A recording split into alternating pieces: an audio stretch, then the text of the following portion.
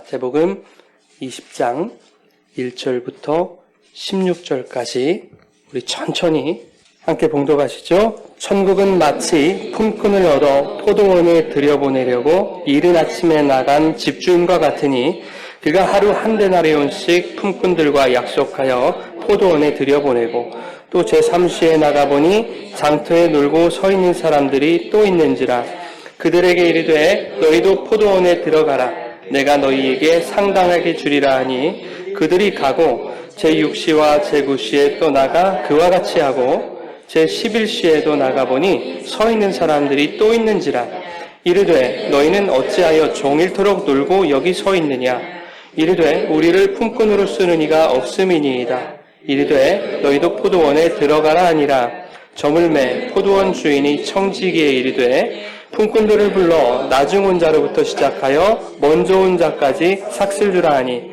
제11시에 온 자들이 와서 한 데나리온씩을 받거늘 먼저 온 자들이 와서 더 받을 줄 알았더니 그들도 한 데나리온씩 받은지라 받은 후 집주인을 원망하여 이르되 나중 온 이 사람들은 1시간밖에 일하지 아니하였거늘 그들을 종일 수고하며 더위를 견딘 우리와 같게 하였나이다. 주인이 그 중에 한 사람에게 대답하여 이르되 친구여 내가 내게 잘못한 것이 없노라 내가 나와 한 데나리온의 약속을 하지 아니하였느냐 내 것이나 가지고 가라 나중 온 이 사람에게 너와 같이 주는 것이 내 뜻이니라 내 것을 가지고 내 뜻대로 할 것이 아니냐 내가 선함으로 네가 악하게 보느냐 이와 같이 나중된 자로서 먼저 되고 먼저 된 자로서 나중되리라. 아멘. 살아계신 하나님의 말씀입니다. 할렐루야. 하나님 아버지와 예수 그리스도로부터 오는 은혜와 평강이 이 시간 여러분 가운데 함께 하시기를 주님의 이름으로 축원합니다. 오늘은 정의란 무엇인가 라는 제목으로 말씀을 나누려고 합니다. 여러분 인간은요 누구나 정의로운 사회를 꿈꿉니다. 이 세상이 불의로 가득 차는 것을 원하는 사람은 한 사람도 없을 것입니다. 정의라는 단어는 우리에게 매우 긍정적이고 희망적인 기대를 갖게 합니다. 이 세상에 정의가 구현되면 모든 사람이 행복해지고 모든 이들의 불만이 사라질 것이다 하는 그런 느낌을 정의라는 단어가 우리에게 갖게 합니다. 그런데 재밌는 것은 정의라는 것에는 적어도 두 가지 입장이 늘 대립되어 왔다라고 하는 겁니다. 우리가 긍정적이고 또 희망적이라고 생각했던 그 정의라는 개념 속에도 늘 대립이라는 부정적인 요소가 있어 왔다는 사실입니다. 자, 그렇다면 그 대립구도 안에 있는 어느 한쪽은 정의라는 것이 불의로 느껴질 수도 있겠다 하는 겁니다. 이를테면 이런 겁니다. 정의라는 이름 속에 대립하고 있는 두 진영이 있습니다. 진보와 보수, 좌익과 우익, 그리고 뭐가 있을까요? 노조와 사측, 그리고 나와 너, 우리와 너희, 뭐 이런 것들이 있을 겁니다. 이들은 모두 정의로운 세상이 되어야 할 것에 대해서 입을 모으고 있습니다. 하나같이 보편적인 정의에 대해서 이야기를 합니다. 그러나 그렇다고 하더라도 정의에 대한 서로의 입장과 견해가 같지는 않습니다. 보편적인 정의를 말하기는 쉽습니다. 그러나 정의를 어떻게 해석하고 적용하는가? 그 기준은 제각각이다 하는 것입니다. 그래서 저는 이 세상의 정의가 이 세상 인구의 수만큼 있지 않겠는가라고 생각하는 사람입니다. 자, 이 말은요, 여전히 세상이 정의롭지 못하고 앞으로도 계속 불의할 것이다 라는 말과도 같은 거죠. 이 세상이 말하는 정의도 그것을 이해하고 해석하며 적용하는 기준이 다른데 하물며 세상의 정의와 하나님의 정의가 같을 수 있겠는가, 얼마나 다르겠는가 하는 것을 오늘 저와 여러분이 살펴보게 될 것입니다. 여러분 1600년대 중반부터 잉글랜드와 웨일즈를 중심으로 해서 구빈원이라고 하는 시설이 운영되기 시작했습니다. 구빈원 어떤 곳일까요? 이름에서 알 수 있듯이 생활이 어려운 자들, 능력이 없거나 가난한 자들을 수용하고 그들을 이렇게 보살펴주는 그런 기관이었습니다. 거리에 쓰러져 있는 사람들, 집이 없어 노숙하는 사람들, 구걸하며 쓰레기통을 뒤지는 사람들에게 잠자리와 맛있는 음식을 제공해 줄 것 같은 아름다운 일들을 할 것 같은 그런 상상을 우리는 하게 되죠. 힘없는 약자를 보호하는 보편적인 정의의 실현을 구현하는 기관인 것처럼 우리는 그렇게 느껴집니다. 그러나 구빈원의 출발은 보편적 정의의 실현과는 동떨어진 출발이었습니다. 대다수의 일반인들이 거리에 나와 있는 불황자들이나 또 노숙인들을 보면 눈살을 찌푸립니다. 아, 냄새나. 아, 더러워. 이렇게 반응을 보이고는 하죠. 불쾌감을 느낍니다. 그것은 대다수의 사람들의 행복권이 침해당하는 불이함이다라고 생각하는 거예요. 그렇기 때문에 불쾌감을 조장하는 그 소수를 쓰레기 치워버리듯이 구빈원으로 몰아넣어버린 겁니다. 이것이 구빈원을 통해 실현하려고 했던 세상의 정의라는 것입니다. 자, 그러면 구빈원에서 생활하는 노숙자들의 행복권은 보장이 되었는가? 그렇지 않습니다. 여러분, 찰스 디킨스라고 하는 사람의 올리버 트위스트라는 책을 읽어보신 분도 계시고 들어보신 분도 계실 거예요. 그 책은 구빈원에서 살아가던 한 아이를 통해서 빈민들이 얼마나 비참한 삶을 살고 있는가에 대해서 신랄하게 묘사한 책입니다. 올리버 트위스트가 겪는 구빈원에서의 삶은 희망이나 행복이라고는 찾아볼 수 없는 지옥과도 같은 삶이었습니다. 임산부가 기력이 없어서 아이를 낳다가 죽는 일이 속출했고요. 또한 아이들도 죽어나가는 일이 비일비재했다는 겁니다. 고작 하루에 묽은죽 한 그릇이 주어지는 굶주림의 연속이었다고 하는 것입니다. 그들의 인권이나 행복권은 찾아볼 수가 없었던 곳, 그것이 바로 구빈원이었습니다. 불황자와 노숙인들이 이렇게 지옥 같은 삶을 살아가야만 대다수의 시민들에게 행복이 보장되는 것, 이것이 구빈원을 고안해낸 세상의 정의다라고 하는 겁니다. 고대 철학자 중에 트라시마코스라는 사람이 있었어요. 이분이 이런 주장을 펼칩니다. 정의는 강자의 이익이다. 이렇게 말을 해요. 정의는 강자의 이익이다. 그랬다가 소크라테스한테 된통 혼을 당하는 그런 일이 있었습니다. 트라시마코스는 이렇게 주장해 정의란 강자에게만 이익이 될 뿐이다. 그러니 정의롭지 않게 행동하는 것이 정의롭게 행동하는 것보다 이익일 수 있다. 이렇게 얘기를 하면서 강자는 지배자를 의미하고 지배자들은 항상 자신만의 이익을 위한 법률을 제정한다. 그래서 그 법으로 악자를 억압하더라. 법은 곧 정의이므로 정의는 강자의 이익이 아니겠는가? 이런 주장을 펼치는 게 트라시마코스였습니다. 자, 이 말에 대해서 소크라테스는 이렇게 반박을 하죠. 올바른 의사는 환자의 병을 고치기 위해서 일하고 진정한 선장은 선원들의 이익을 고려하면서 항해를 하며 올바른 군주라면 백성들의 이익을 위해 통치를 한다. 그러니 너 틀렸다. 이렇게 얘기를 하는 겁니다.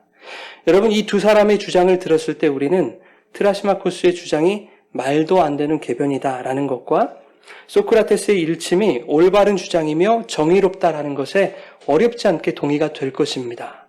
그러나 우리의 마음속 깊은 곳에서 뭔가 올라오는 것을 느낄 수 있을 거예요. 생각해 보니까 트라시마코스의 말도 맞는 것 같아. 맞아. 이 세상의 정의라는 것이 어찌 보면 세상의 권력자들, 세상의 힘 있는 자들에 의해 좌지우지되는 경향이 분명히 있지 않은가. 이런 우리들의 동의가 스물스물 올라오죠. 그러한 정의에 대한 위화감이 우리 안에도 들어있다 하는 겁니다. 트라시마코스가 궤변론자이긴 합니다만은 보다 솔직한 면은 있었다고 저는 봅니다. 그는 비록 세상의 보편적 정의를 왜곡하고 있기는 하지만 세상이 세상의 방식대로 세상의 정의를 휘두르고 있다라는 것만은 정확히 짚어낸 듯합니다. 여러분, 이렇듯 세상의 정의는요, 명확하지 않아요. 분명하지 않습니다. 귀에 걸면 귀걸이, 코에 걸면 코걸이가 될 수 있는 것이 세상의 정의라고 하는 거예요. 세상은 보편적 정의를 말하지만 그것의 해석이 다르고 실천의 방법이 다르다고 하는 것이죠. 그래서 보편적 정의를 놓고 늘 대립하는 것이 이 세상입니다. 이렇게 길게 제가 서론을 말씀드린 것은 우리가 정의를 말하기는 좋아하지만 이 땅의 진정한 정의, 모든 사람들을 충족시킬 수 있는 그러한 세상의 정의가 과연 있겠는가라고 하는 질문을 여러분들에게 던지고자 했던 것입니다. 자, 그런데 오늘 본문 말씀은 이러한 질문을 하게 되는 우리들에게 진짜 정의가 무엇인지, 모든 사람들을 충족시키고 모든 세상을 만족시킬 만한 정의가 무엇인지에 대해서 분명하게 말씀해주고 있는 본문입니다. 오늘 본문 1절 이렇게 시작합니다. 우리 1절 말씀 한번 같이 읽어볼까요? 천국은 마치 품꾼을 얻어 포도원에 들여보내려고 이른 아침에 나간 집주인과 같으니. 지금 예수님은 비유를 통해서 천국에 대해서 말씀하고 계십니다. 천국은 마치 집주인과 같다. 뜬금없이 천국이 집주인과 같다라니요. 이렇게 표현하신 것에는 이유가 있습니다. 오늘 본문 말씀 이전에 여러분 무슨 얘기가 나오죠? 19장에 보시면 부자 청년 이야기가 나오죠. 청년이 예수님께 묻습니다. 19장 16절에서 선생님이요, 내가 무슨 선한 일을 행해야 무엇을 얻을 수 있습니까? 영생을 얻을 수 있습니까? 이렇게 물어봐요. 그러자 예수님이 17절에 뭐라고 말씀하시냐면 영생 얻으려면 말이야, 너 말씀을 잘 지켜야 돼. 계명을 잘 지켜야 돼. 이렇게 말씀하고 계시는 거예요. 청년이 또 이렇게 대답합니다. 내가 이 모든 것을 다 지켰습니다. 이미 다 지켰어요. 그런데 아직도 내게 부족한 것이 있단 말입니까? 이렇게 20절에 이렇게 대답을 하자 예수님이 21절에 내 소유를 다 팔아서 가난한 자들에게 나누어 주어라. 그러면 하늘에서 보화, 즉 영생이 주어질 거야. 그리고 나를 따르거라. 이렇게 말씀을 하세요. 이 말을 들은 청년은 어땠습니까? 근심하여 돌아갔습니다. 왜 근심하며 돌아갔습니까? 재물이 많음으로 근심하여 돌아갔습니다. 이게 22절의 말씀입니다. 그런데 바로 이어지는 23절의 말씀에 이번에는 예수님이 제자들에게 이렇게 말씀하십니다. 얘들아, 부자는 천국에 들어가기가 참 어렵다. 마치 이런 것과 같아. 낙타가 바늘귀로 들어가는 것이 부자가 천국 가는 것보다 쉽다. 이렇게 말씀하시는 거예요. 자, 이 말씀에 제자들이 매우 놀라서 예수님께 묻는 거예요. 아니 주님, 그러면 도대체 누가 구원을 얻을 수 있단 말입니까? 그래서 예수님이 이렇게 대답하세요. 그래, 구원 얻을 수 있는 사람이 없지. 사람으로서는 할 수 없어. 그러나 하나님으로서는 그것이 가능하단다. 이렇게 말씀하고 계시는 거예요. 여러분, 이 이야기가 어떤 이야기라고 생각하세요? 정말 돈 많은 부자는 천국 못 들어간다 이런 얘기일까요? 그러니 너희들 가진 돈 다 교회에다 갖다 바치고 가난한 사람들에게 모든 것 다 나눠줘야 그래야 천국 갈 수 있을까? 이런 얘기를 하시려는 것이었을까요? 그런 뜻은 아니었을 거예요. 부자 청년이 지금 자기 잘났다고 예수님께 덤비고 있는 상황입니다. 자신의 하나님의 계명을 충분히 다 지켰다라는 것을 지금 예수님께 말하고 싶은 거예요. 어필하고 싶은 거예요. 그래서 예수님으로부터 야, 그래 청년아, 네가 한 그 행위들을 통해서 너는 충분히 하나님의 나라에 들어갈 수 있겠다. 야, 축하한다. 너 영생 얻을 수 있겠네, 너 행위 때문에. 이런 얘기를 인정을 받고 싶었던 거예요. 그런데 그런 청년에게 예수님은 전혀 다른 요구를 하시죠. 그에게 있어서 가장 불가능한 일을 요구하시는 거예요. 무슨 일입니까? 너의 소유를 다 팔아서 가난한 자에게 나눠줘라. 그리고 나를 따르거라. 이렇게 말씀하시는 거예요. 자, 그렇다면 그 청년에게 예수님이 말씀하시려는 것은 뭐였을까요? 정말로 너의 소유를 다 갖다 팔아서 가난한 자들에게 나누어 주면 그러면 천국 들어갈 수 있을 거야. 영생이 주어질 거야. 그런 너의 행위를 통해서 영생이 주어질 거야. 라는 것을 말씀하기 원하셨을까요? 그런 의도였을까요? 아니죠. 정반대의 얘기입니다. 영생이라고 하는 것은 네가 가장 소중하게 생각하는 그것, 너의 그 많은 소유, 네가 그것을 팔아서 가난한 자에게 선뜻 나누지 못하는 것처럼 영생은 그러한 너의 행위나 노력이나 너의 능력으로 얻을 수 있는 것이 아니란다. 이거를 말씀하는 것이죠. 천국은 너의 힘으로 못 간다. 영생 그렇게 주어지는 거 아니란다. 이것을 말씀하고 계시는 겁니다. 그런데 청년은 그 뜻을 잘 이해를 못했어요. 여전히 자신의 어떠한 결단이나 행위를 통해 영생을 얻는다라고 생각했기 때문에 소유를 팔아 가난한 자들에게 나누어져라 라는 말씀을 듣고 근심했던 거예요. 나 그렇게 못할 거니까. 그렇게 자신의 불가능한 모습으로 인해서 근심하고 돌아가 버리는 거예요. 여러분, 우리 안에 나 자신을 바라보게 되면 우리는 항상 근심투성입니다. 내 안에 가능성이 없기 때문에요. 가능성 없는 불가능을 보게 되면 우리는 좌절하고 마는 것입니다. 그래서 우리는 우리 속에 있는 예수님을 바라봐야 될 줄 믿습니다. 그래야 희망이 있죠. 그래야 소망이 있는 것입니다. 여러분, 성경이 말하는 부자라고 하는 것은 돈을 많이 가졌다는 것을 말하지 않아요. 여전히 내 힘과 내 능력과 나의 어떤 재능을 통해서 내가 지향하고 내가 목표했던 그러한 나를 만들어갈 수 있다. 그런 나의 신앙을 일구어갈 수 있다라고 생각하는 그런 모든 자들이 부자입니다. 또한 신앙생활의 성패가 나하기에 달렸다. 구원과 영생도 내 노력과 내 헌신과 내 봉사와 내가 바치는 헌금, 나의 열정에 달려있다. 아니, 어느 정도 일존을 할 수 있다.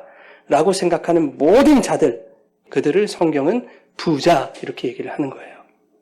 낙타가 바늘기로 들어가는 것, 그것이 부자가 하나님 나라에 들어가는 것보다 쉽다라고 하는 이 말은 그러한 부자들은 천국 들어가기가 힘들다라는 얘기가 아니라 천국 못 들어간다라고 단호하게 예수님이 지금 말씀하고 있는 것입니다. 그러니까 제자들이 깜짝 놀라서 예수님 도대체 그럼 누가 구원을 받습니까? 이렇게 따지듯이 묻는 거예요.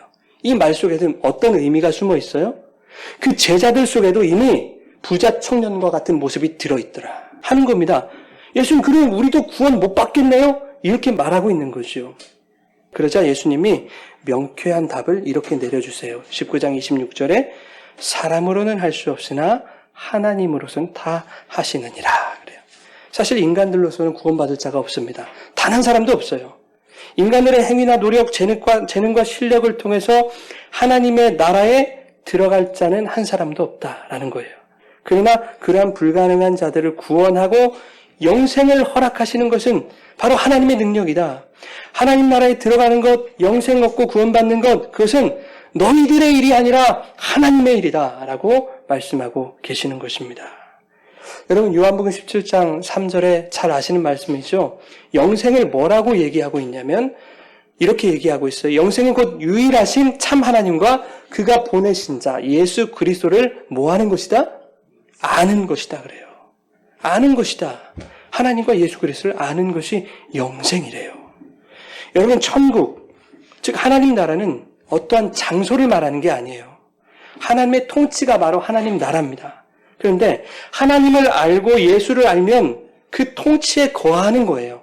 그래서 그 천국을 사는 것이고 그 천국을 바로 영생이다 그러는 거예요. 그러니까 천국과 영생은 같은 얘기입니다. 그래서 19장에서 부자 청년과 예수님의 대화, 그리고 제자들과 예수님의 대화에서 계속 영생에 대한 얘기를 하다가 오늘 본문 말씀에서 천국에 대한 얘기로 넘어가고 있는 거예요. 동일한 얘기죠. 천국은 마치 주인과 같다. 주인의 통치를 말하는 거죠. 하나님의 통치, 하나님 그 자체, 그게 바로 영생이요 천국이다 라고 하는 것을 19장에 걸쳐서 20장으로 연결시켜서 말씀하고 있는 것입니다. 천국이 마치 집주인과 같다라는 것은 주인의 어떠한 행함이나 주인의 어떠한 일하심을 통해서만 그 천국에 들어갈 수 있다라는 이야기입니다. 부자 청년처럼 무슨 선한 일을 해야 내가 영생을 얻을 수 있습니까? 저 다 했거든요. 이런 것은 다 틀렸다는 얘기입니다, 여러분. 네가 하는 것이 아니라 내가 하는 것이다 라는 겁니다. 천국에 들어가는 것, 영생 얻는 것은 하나님의 일이다. 1절에 이렇게 말씀하죠. 천국은 마치 품꾼을 얻어서 그들을 포도원에 들여보내려고 이른 아침부터 인력시장에 나가서 품꾼들을 찾는 주인과 같은 거예요. 주인이 품꾼을 찾아 나섰죠. 찾아 나선 목적이 뭡니까, 여러분? 오늘 본문에서 주인이 품꾼을 찾아 나선 목적, 그들에게 포도원에 일을 시키기 위함이었을까요? 그렇지 않아요. 포도원의 일이 나쁘고 악하다 뭐 그런 뜻이 아닙니다. 그것은 논외의 문제예요. 주인이 지금 품꾼을 찾아 나선 목적은 무엇입니까? 1절 말씀에 그들을 포도원에 뭐하게 하시려고? 들여보내게 하시려고 그들을 찾으시는 거예요. 부자 청년은 내가 뭔가를 해야 영생을 얻고 천국 들어갈 줄 알았어요. 나의 열심과 행위로 천국을 찾아가는 것인 줄 알았어요. 그런데 오늘 본문 말씀에 그 천국이신 주인이 나를 찾아온대요. 이것은 삭개오 이야기에서 마찬가지 아닙니까? 삭개오가 열심히 돌무화과 나무 위를 올라갑니다. 열심히 올라가서 그의 열심으로 예수님을 만난 것이 아니더라는 거예요. 그가 아무리 열정과 열심을 다해서 에베레스트 산 꼭대기에 올라갔다 하더라도 주님이 그를 찾아가시지 않으면 못 만나는 거예요. 주님이 삭개오를 찾아가시는 이야기입니다. 그래서 누가복음 19장 10절에 삭개오 이야기를 이렇게 마무리하고 있고 이 말씀은 곧 누가복음 전체의 주제입니다. 인자가 온 것은 잃어버린 자를 찾아 구원하려 함이니라. 여러분 앞서 부자 청년과 예수님의 대화 그리고 예수님과 제자들의 대화 이후에, 그러니까 오늘 본문 말씀 바로 직전에 베드로가 예수님께 이렇게 묻습니다. 마태복음 19장 27절 우리 같이 한번 읽어보실까요? 이에 베드로가 대답하여 이르되 보소서 우리가 모든 것을 버리고 주를 따랐사온데 그런즉 우리가 무엇을 얻으리이까? 예수님 다 버리고 당신 따라왔는데 뭐 주실래요? 이렇게 얘기하고 있는 거예요. 베드로 제자들이. 여러분, 저는 이 베드로가 정말 수제자 맞는지 좀 의심스러워요. 부자 청년과 예수님 대화에서 예수님 부자 청년에게 네 소유를 팔아서 가난한 자들에게 나누어 주고 그리고 와서 나를 따라라 이렇게 말씀하셨단 말이죠. 그런데 청년과 예수님의 대화의 쟁점은 뭐였냐면 어떻게 하면 영생을 얻을 수 있는가의 문제였어요. 그렇다면 베드로는 생각했었어야 됩니다. 아, 영생이라는 것은 예수를 따르는 것이구나. 예수를 따라가면 다른 것 주어지는 게 아니라 영생이 주어지는 것이구나. 이렇게 알아들었어야 될 텐데. 그런데 베드로는 지금 뭐라고 얘기합니까? 나는 내가 가진 것 다 버리고 예수님 따라왔는데요. 예수님 뭐 주실래요? 이렇게 얘기하고 있는 거예요. 다른 걸 원하고 있다는 거죠. 부자 청년보다 이것은 더 나쁜 거예요. 부자 청년은 자기 소유를 다 못 버렸어요. 그런데 예수님, 나는 내 것 다 버리고 따랐잖아요. 이렇게 베드로가 자기 자랑하고 있는 겁니다. 차라리 부자 청년이 더 솔직한 거 아닙니까, 여러분? 나는 절대 못 버려. 이게 더 솔직한 거예요, 여러분. 베드로는 다 버린 척 한 것입니다. 그렇게 하면 뭔가 다른 것을 더 얻을 줄 알았어요. 주님, 나는 내 소유 다 버렸습니다. 라고 말은 하고 있지만 그에게는 여전히 자기 자랑이라는 그 소유가 남아있는 거예요. 세상에서 가장 나쁜 소유입니다. 자기 자랑이라는 소유. 그래서 법정이라는 스님의 그 무소유가 여러분 절대 선이 되어서는 안 돼요. 선일 수가 없는 거예요. 하나둘 버리는 그 율법 지킴 속에 갇히는 자기 만족을 소유한 거예요. 그게 무소유입니다, 여러분. 베드로와 같은 거예요, 법정스님은. 그가 진짜로 19장 29절에 예수님이 뭐라고 하시냐면 이렇게 말해요.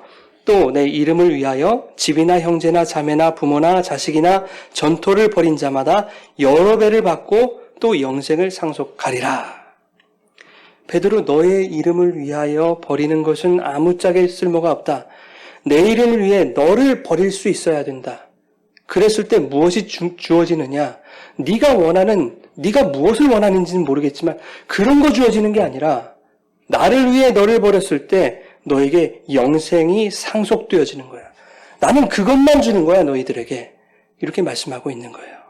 그리고 30절에 보니까 그러나 먼저 된 자로서 나중되고 나중된 자로서 먼저 될 자가 많으니라 이렇게 말씀했어요.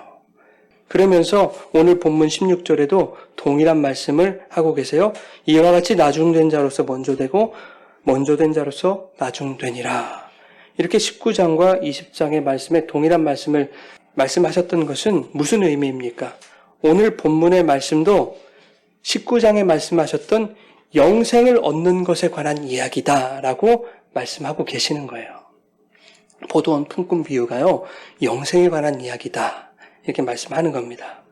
자, 여러분, 오늘 우리가요, 정의에 대해 이야기하고 있다는 것을 여러분 잊으시면 안 됩니다. 그런데 뜬금없이 저는 지금 영생에 대한 이야기를 하고 있단 말이죠. 자, 그래서 무슨 뜻입니까? 하나님의 정의라는 것은 영생이라는 것과 무관하지 않더라 하는 거예요. 하나님의 정의는 세상의 정의와는 달리 영혼 구원에 집중되고 있더라. 그것이 하나님의 정의다라고 말하고 있는 것입니다. 자, 그러면 오늘 본문 내용이 어떤지 한번 우리가 살펴봐야 되겠습니다. 한 포도원 주인이 이른 아침에 인력시장에 나갑니다. 하루 한 데나리온의 약속을 하고 품꾼들을 포도원으로 보냅니다. 포도원 주인은 제3시에도, 그러니까 우리 시간으로 오전 9시에도 인력시장 앞으로 나가보니까 아직 빈둥빈둥 놀고 있는 사람이 있는 거예요. 그들에게 말합니다. 얘들아, 너희들도 포도원에 들어가라. 내가 너희에게 상당하게 주리라 그래요. 이 상당하다는 말은 상당히 많이 주겠다는 얘기가 아니라 적절하게 주겠다는 그런 뜻입니다. 그리고 포도원 주인은 정오에도 오후 3시에도 오후 5시에도 인력사무소 앞에 나가는 거예요. 나가보니까 여전히 오후 5시에도 빈둥거리고 있는 사람들이 있는 거 아니겠습니까? 너희들 왜 여지껏 이러고 있어? 우리를 품꾼으로 써주는 사람이 없어요. 그래, 그러면 너희도 내 포도원에 들어가라. 이렇게 말하고 있는 거죠. 오후 6시면 모든 일이 다 종료되거든요. 여러분 그 1시간 동안 무슨 일을 얼마나 할 수 있겠습니까? 자, 날이 저물자 포도원 주인이 관리인에게 지시합니다. 나중 온 사람부터 품삯을 지급해 주어라. 오후 5시에 온 자들이 이제 품삯을 받게 됐습니다. 또 얼마를 받아요? 한 데나리온. 온종일 일해야 받을 수 있는 하루치의 품삯을 고스란히 받은 거예요. 한 데나리온. 이건 횡재 아닙니까, 여러분? 1시간 무슨 일을 했겠어요? 그런데 문제가 발생해요. 먼저 온 자들도 동일한 금액을 받았다는 거예요. 그들은 주인을 원망했다고 성경이 기록합니다. 더 받을 줄 알았거든요. 나중 온 자들은 1시간밖에 일하지 않았고 자신들은 종일 더위와 싸워가며 고생했는데 이거 불공평하다는 거예요. 그러자 주인이 그 중에 한 사람에게 이렇게 얘기합니다. 여보게, 내가 자네에게 잘못한 것이 없지 않은가? 자네와 나는 한 데나리온의 약속을 하지 않았는가? 어서 자네 것이나 가지고 돌아가게. 나중 온 사람에게 자네와 똑같이 주는 게 그것이 내 뜻인데 어떡하란 말인가? 이렇게 얘기하는 거죠. 그리고 한 말씀을 더 덧붙이세요. 내가 내 것을 가지고 내 뜻대로 할 수 있는 것 아닌가? 그렇죠, 여러분. 내 것 가지고 내 맘대로 할 수 있는 겁니다. 내 돈 가지고 내 맘대로 할 수 있죠, 여러분. 근데 여러분 생각해 보세요. 그것이 정의입니까? 세상에서 돈 많은 자들이 내 돈 가지고 내 마음대로 행사해요. 그것을 정의라고 말합니까? 그렇지 않아요. 여러분, 이 이야기는 오늘날로 치면 돈 많은 자의 갑질 이야기예요. 이상하시죠, 여러분? 이건 돈 장난 아닙니까? 내가 내 돈 가지고 내 마음대로 한다는데 네가 무슨 상관이야? 갑질입니다, 여러분. 우리들이야 예수님 믿으니까, 교회 다니니까, 이거 예수님 말씀이니까 이건 은혜의 말씀일 거야. 은혜 그렇게 짐작하지만 예수 믿지 않는 사람들, 교회 다니지 않는 사람들 이거보다 불공평한 게 없는 거예요. 이거보다 정의롭지 못한 불의가 없는 겁니다. 제가 서울에서 직장 생활할 때 8시에 이제 집을 나섭니다. 아침에 나서면 한 40분 걸리거든요. 전철 타고. 그러면 전철 앞에 인력사무소가 있어요.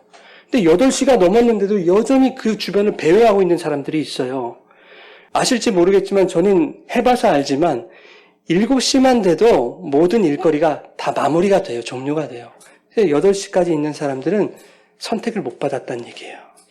몇 명은 아직 술이 덜 깨가지고 횡설수설하고 있고요. 어떤 사람들은 한눈에 보기에도 너무나 고령이고 어떤 이들은 누가 보더라도 그냥 몸이 아파 보여요. 그러니까 고용주 입장에서는 굳이 일당 지불해 가면서 고용할 만한 이유를 찾을 수 없는 거예요. 그게 당연하죠. 오늘 본문에서도 마찬가지 아닙니까? 아침 9시, 정오, 오후 3시, 심지어 5시까지 품꾼으로 써주는 이가 없어서 종일토록 인력시장을 배회하며 놀고 있는 사람들이 있었어요.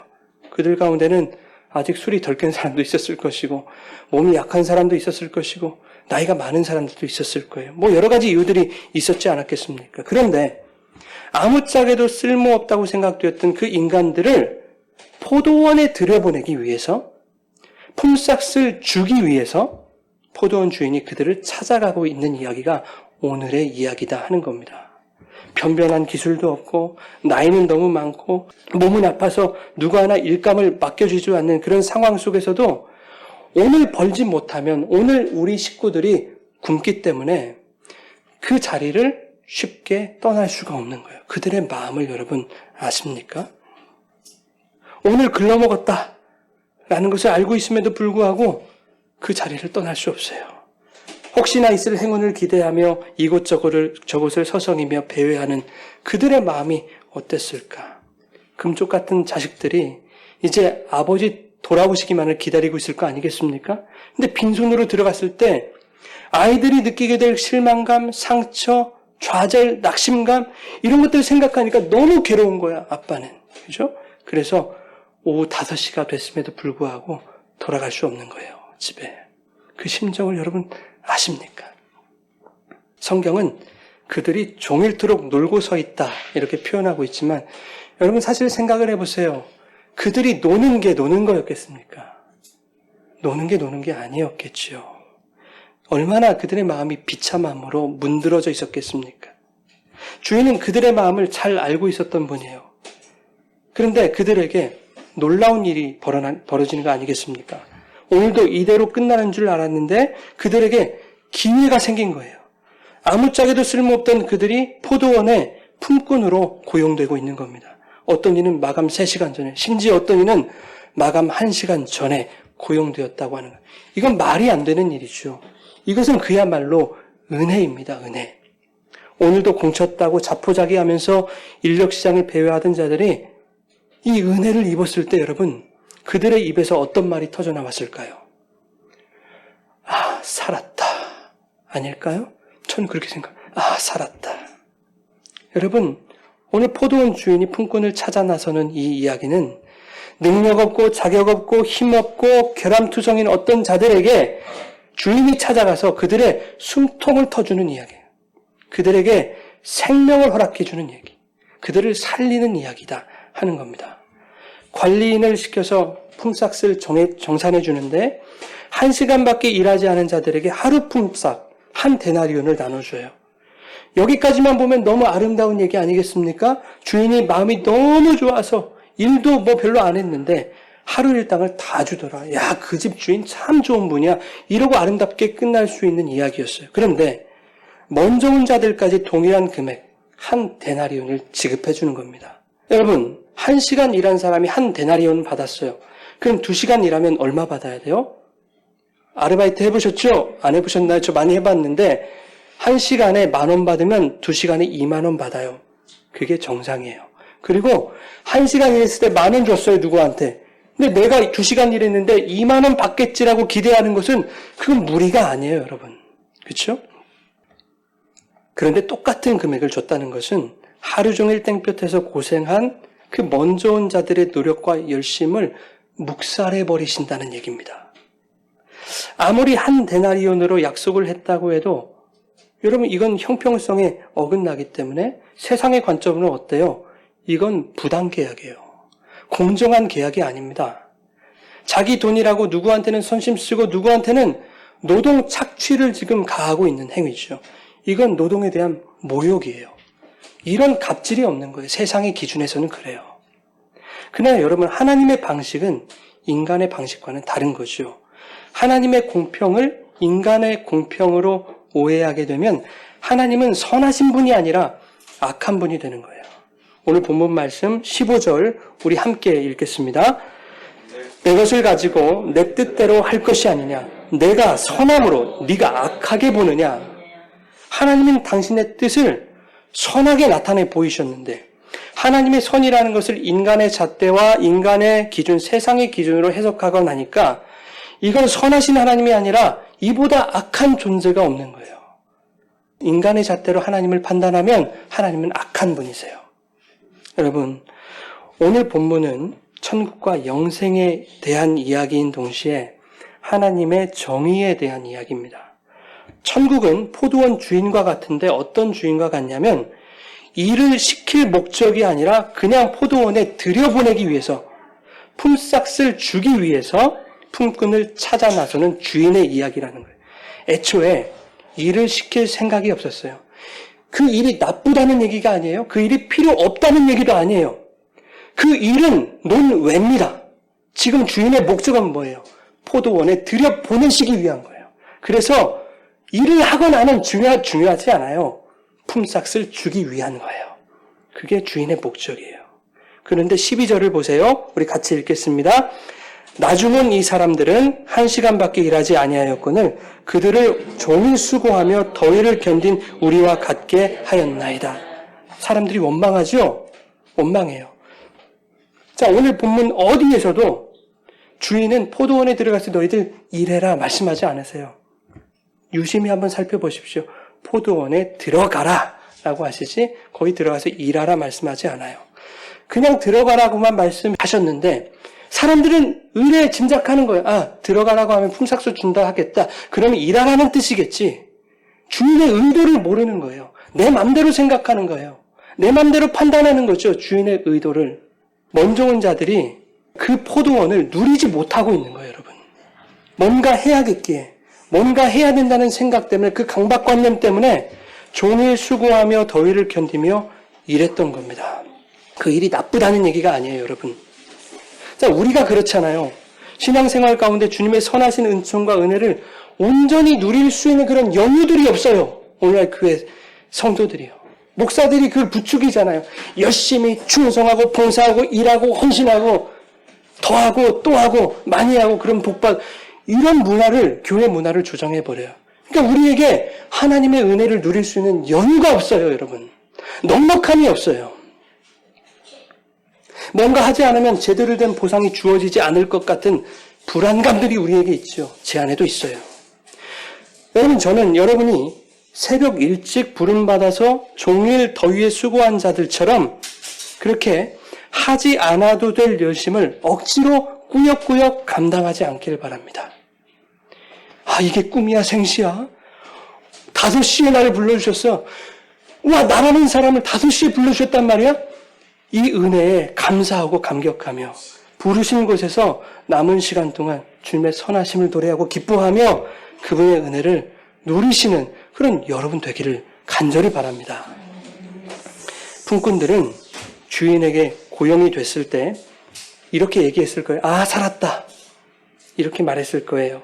그것은 1시간 남기고 고용된 자나 가장 먼저 고용된 자나 마찬가지였을 거예요, 여러분. 왜 그렇습니까? 그들 모두가 품꾼이었기 때문이에요. 하루 벌어야만 그날을 먹고 살 수 있는 그들 모두가 품꾼이었기 때문에 그렇습니다. 입장이 똑같아요. 서로의 입장과 상황을 가장 잘 이해해야 할 그들 사이에서 그런데 어떤 일이 벌어집니까, 여러분? 나보다 더 어렵고 연약한 자가 보호받아야 된다라고 하는 그 정의의 보편성마저도 그들에게 적용되지 않는 거예요.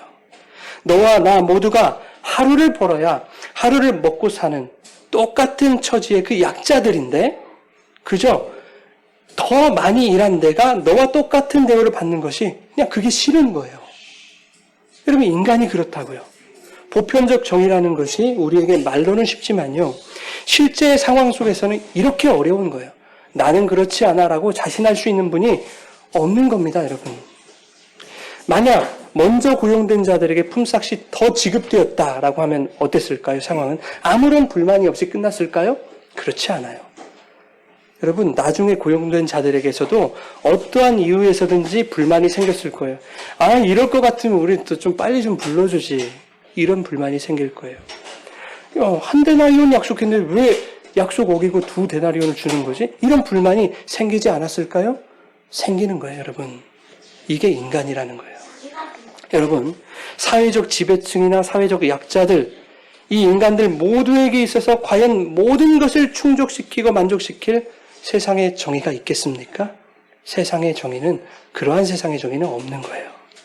인간은 공평한 기회를 주장하고 공정한 분배를 외칩니다. 보편적인 정의를 추구합니다. 그게 나쁜 건가요? 아니요. 옳은 거예요. 우리는 계속 그것을 추구해야만 해요. 그러나 문제는 인간은 보편적인 정의가 나의 권리를 침해하고 나에게 손해를 가져온다고 느끼면 가차없이 그것을 불의라고 규정해버린다 하는 거예요. 그것이 문제라고 하는 거예요.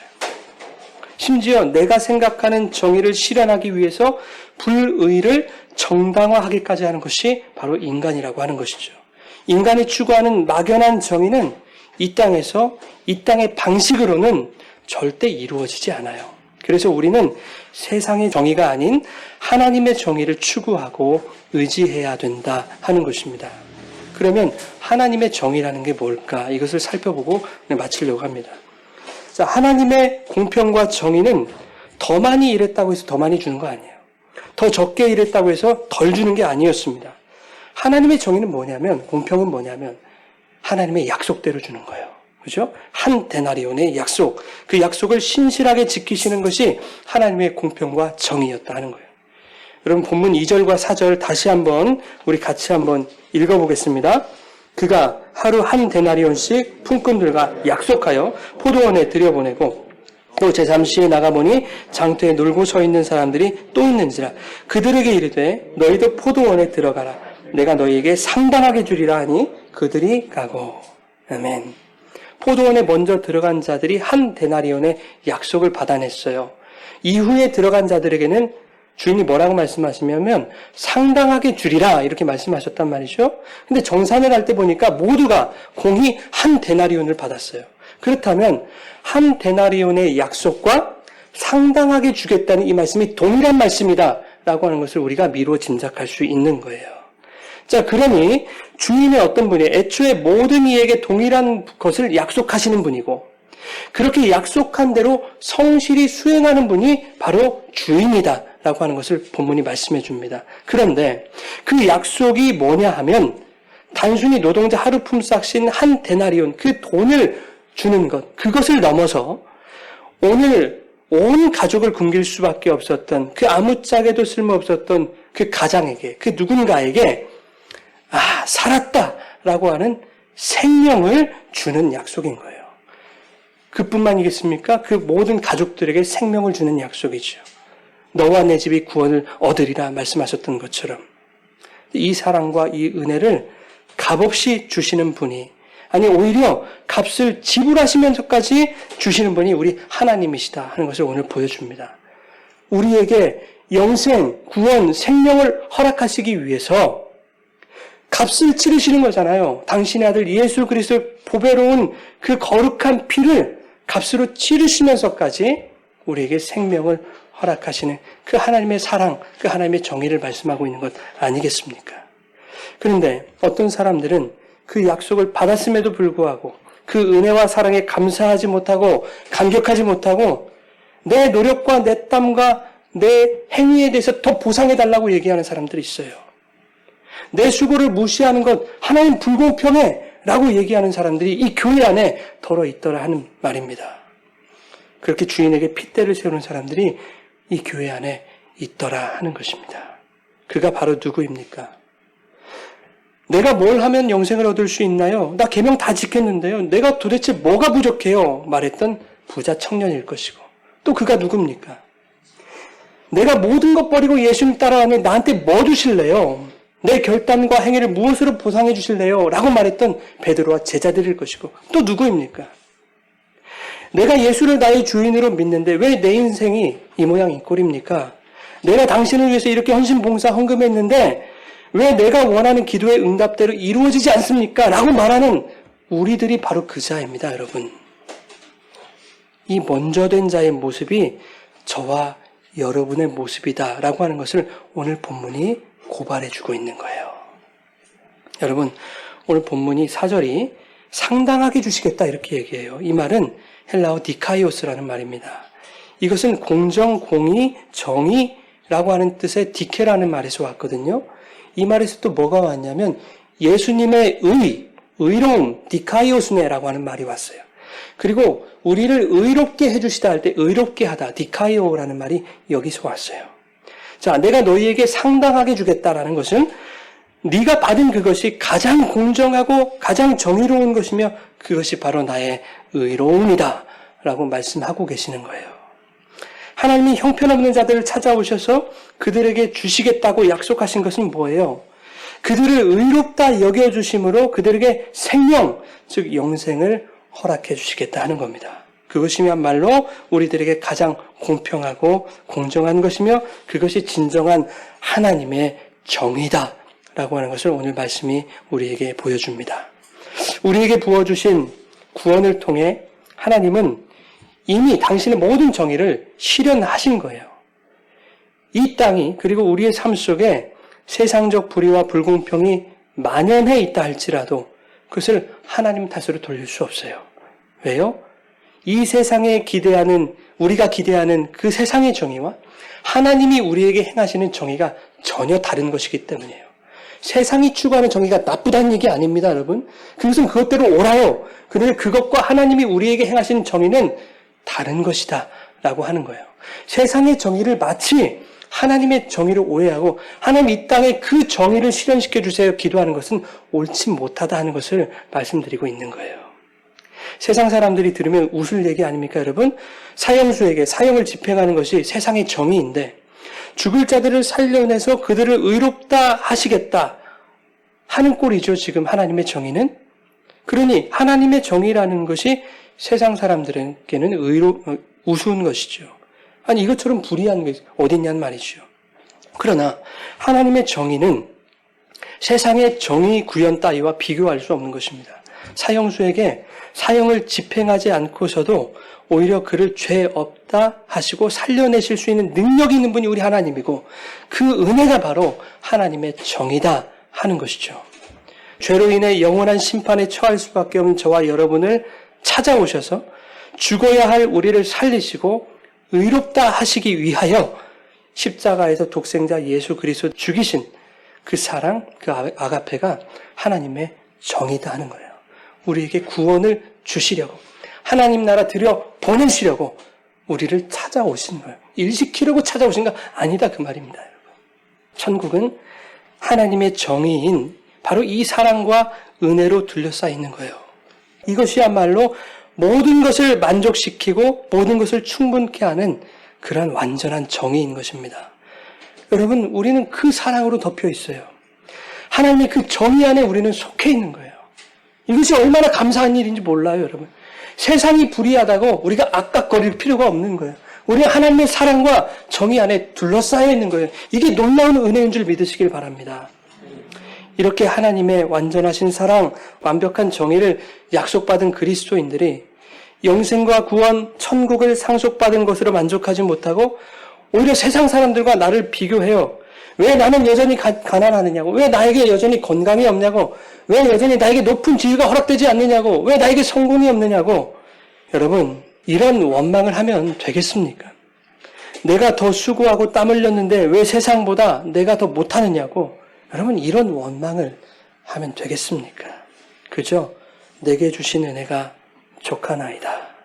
내게 주신 구원의 은총이 놀랍고 크도소이다. 이렇게 고백할 수 있는 저와 여러분 되기를 바랍니다. 여러분, 세상이 추구하는 정의는 사실 아름다운 거예요. 보편적 정의의 추구는 계속 발전을 거듭해야 됩니다. 계속 우리가 추구해 나가야 돼요. 그럼에도 불구하고 세상의 정의는 완전할 수 없습니다. 오히려 그 사회와 시대에 따라 아까 말씀드렸던 트라시마코스의 말처럼 강한 자의 이익 쪽으로 흘러가는 그 경향성을 멈추지 않는 것이 세상의 정의라고요, 여러분. 아무리 복지가 좋은 선진국도 강자의 힘 앞에 굴복당하는 정의의 무력함이 나타납니다. 과거에도 그랬고 오늘날도 그랬고 또 앞으로도 그럴 거예요. 오래전에 두 얼굴의 사나이라는 외국 드라마가 있었어요. 제가 어렸을 때 봤거든요. 참 재밌었는데 평상시에는 아주 착한 사람이에요. 평범한 인물인데 작은 고통이 주어지면 갑자기 헐크로 변하는 거예요. 갑자기 괴물로 변하는 거예요. 여러분, 역사 속에 수많은 왕과 군주들이 그리고 리더들이 그러했습니다. 두 얼굴의 사나이들이 얼마나 많았어요? 시대가 변하고 경제가 성장하고 의식 수준이 높아졌어도 여전히 두 얼굴의 사나이들이 세상에 존재합니다. 더 강력해졌죠? 미국에도 있잖아요. 중국에도 있고 어디도 있습니까? 러시아에도 있고 저기 북한에도 있잖아요. 두 얼굴의 사나이들이. 우리나라에는 뭐 없습니까? 그런데 이 세상 나라, 이 세상 정부, 이 세상 사회에 국한된 이야기는 아니더라 하는 거예요. 두 얼굴의 사나이는 어디에도 있어요? 교회에도 있어요. 저와 여러분일 수도 있는 거예요, 여러분. 오히려 교회에 사는 두 얼굴의 사나이는 더 무서워요. 왜요? 여호와의 이름과 하나님의 정의를 앞세워서 자신의 권위와 힘을 더 공고히 하려고 해요. 자신의 이익을 추구하려고 하는 자들이 많아요. 하나님의 이름을 앞세워서. 그들은 성도의 순수한 신앙을 유린하고 자신의 권위로 성도의 눈앞을 가립니다. 성도들이 말씀을 통해 누려야 할 은혜 추구권을 박탈시켜버려요. 짓밟아버려요. 그리고 성도들에게 이것이 정의입니다 라고 거짓말을 밥 먹듯이 일삼는 자들이 이 교회 안에도 있다는 말이에요. 특히 목사들이 그래요, 여러분. 그러니까 저를 위해서 많이 기도해 주셔야 되는 거예요. 세상이든 교회든 어느 사회이든 불의를 정의라고 말하는 사람들이 있습니다. 평상시에는 보편적 정의를 추구하는 듯 하면서도 자신에게 조금만 불이익이 찾아올 것 같으면 어느덧 힘과 권세를 준 강자, 폭군으로 둔갑해버려서 트라시마코스가 주장했던 그 궤변의 정의를 쫓아가는 사람들이 이 교회 현장에 있더라 하는 거예요. 그들의 정의는 그들에게 많은 소유를 가져다 줄지는 모르겠어요. 그러나 그들은 자신이 가진 힘과 많은 소유로 인해 근심하게 될 겁니다. 그들에게는 하나님의 구원과 영생이라는 진정한 정의가 허락되지 않을 수도 있다라고 하는 것을 그들이 깨닫게 되어야 합니다. 여러분, 그 사람이 저와 여러분 되지 않기를 바랍니다. 하나님의 정의는 자신이 손해를 봅니다. 언제나 약자와 죄인의 편에 서 있고 언제든지 타인을 위해 내 것을 지불할 준비가 되어 있어요. 하나님의 정의는 소크라테스가 말한 것처럼 환자의 병을 고치기 위해 일하는 의사와 같고 선원의 이익을 위한 선장의 항해와 같으며 백성을 위해 통치하는 군주와 같은 것입니다. 우리 하나님이 죄로 인해 신음하는 우리들에게 참된 의사가 되어주셨고 인생의 바다에서 한 치 앞도 몰라 방황하는 우리들의 그 배에 키를 잡아주시는 선장이 되어주셨으며 아들을 내어주시기까지 백성을 위하신 그 사랑의 통치로 오늘도 우리에게 영생이라는 정의를 행하시는 그분이 바로 진정한 우리의 왕 예수 그리스도 아니겠습니까? 여러분, 그분의 정의가 이미 우리에게 실현됐어요. 그러므로 그분의 정의 안에 사는 우리의 삶에서도 그와 같은 정의가 나타나게 되기를 바랍니다. 상대방의 아픔 같이 나누고요. 어긋난 길을 바로 잡아주고 서로를 위해 나를 포기하는 사랑의 정의가 우리의 삶에서도 지속적으로 끊임없이 시도되어지기를 바랍니다. 때때로 세상의 불의가 우리를 억울하게 하고 하나님을 향해 원망하도록 우리의 마음을 미혹할 때에도 내가 너희에게 상당하게 주겠다 이렇게 약속하신 그 말씀하신 하나님 아버지의 완전하신 사랑과 의로움과 영생과 구원과 그 천국으로 인하여 세상의 불의를 이기고 하나님의 정의 안에서 늘 평안과 안식을 누리는 사랑하는 주의 백성들 다 되어질 수 있기를 주님의 이름으로 축원합니다. 우리 같이 이렇게 찬양하겠습니다.